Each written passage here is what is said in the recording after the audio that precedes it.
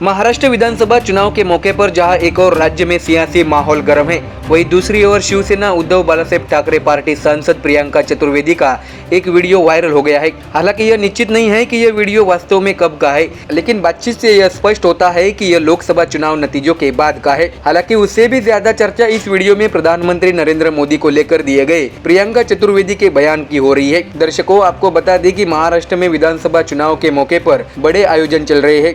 ऐसे में शिवसेना उद्धव बालासाहेब ठाकरे पार्टी सांसद प्रियंका चतुर्वेदी का प्रधानमंत्री नरेंद्र मोदी की तारीफ करना चर्चा का विषय बन गया है।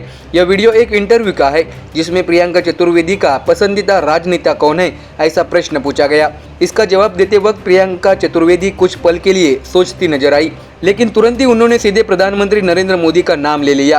तो ऐसे में अब महाराष्ट्र की राजनीति में यह विषय चर्चा का केंद्र बन गया है। दरअसल आपको बता दें कि आखिर प्रियंका चतुर्वेदी ने प्रधानमंत्री नरेंद्र मोदी की तारीफ क्यों की है। तो जानिए कि प्रियंका चतुर्वेदी ने अपने जवाब में प्रधानमंत्री नरेंद्र मोदी को सबसे महान राजनेता बताया है। उन्होंने कहा है कि सबसे ग्रेट राजनेता नरेंद्र मोदी जी है, क्योंकि उन्होंने मतदाताओं को अपनी ओर आकर्षित किया है। उन्होंने भारतीय जनता पार्टी में कई जिम्मेदारियां संभाली है।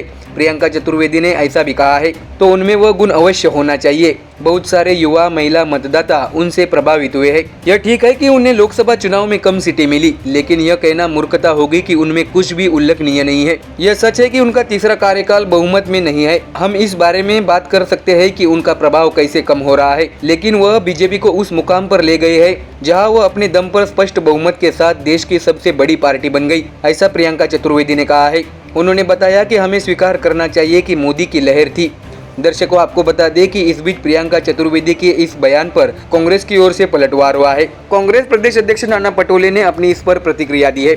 उन्होंने कहा है कि प्रत्येक पार्टी के अपने अधिकार होते हैं, वे स्वतंत्र दल है। यह उनके पार्टी का सवाल है कि उन्हें किसकी सराहना करनी चाहिए या नहीं करनी चाहिए, ऐसा नाना पटोले ने प्रियंका चतुर्वेदी के मोदी पर दिए गए बयान पर अपनी राय रखी है। तो वही दर्शकों, आपको ये भी जानकारी दे कि प्रियंका चतुर्वेदी ने अपना राजनीतिक सफर 2010 में कांग्रेस से शुरू किया था। तो वही 2010 में वह यूथ कांग्रेस की महासचिव भी बनी। इसके साथ ही वह 2019 में शिवसेना पार्टी में शामिल हो गई।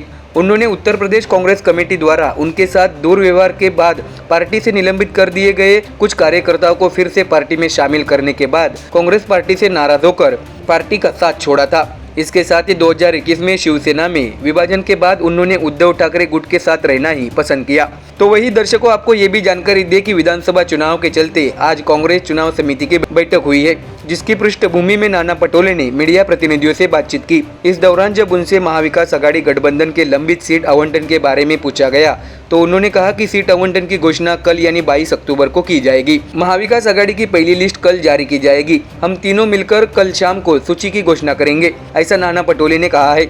तो वही भारतीय जनता पार्टी ने आगामी विधानसभा चुनाव के लिए 99 उम्मीदवारों की पहली सूची की घोषणा कर दी है।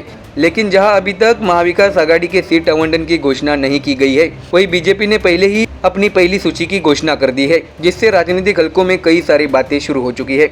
ऐसे में देखना होगा कि आने वाला महाराष्ट्र विधानसभा चुनाव किस पार्टी के लिए खुशी और किस पार्टी के लिए नाराजगी लेकर आता है। Bureau report, MDR news.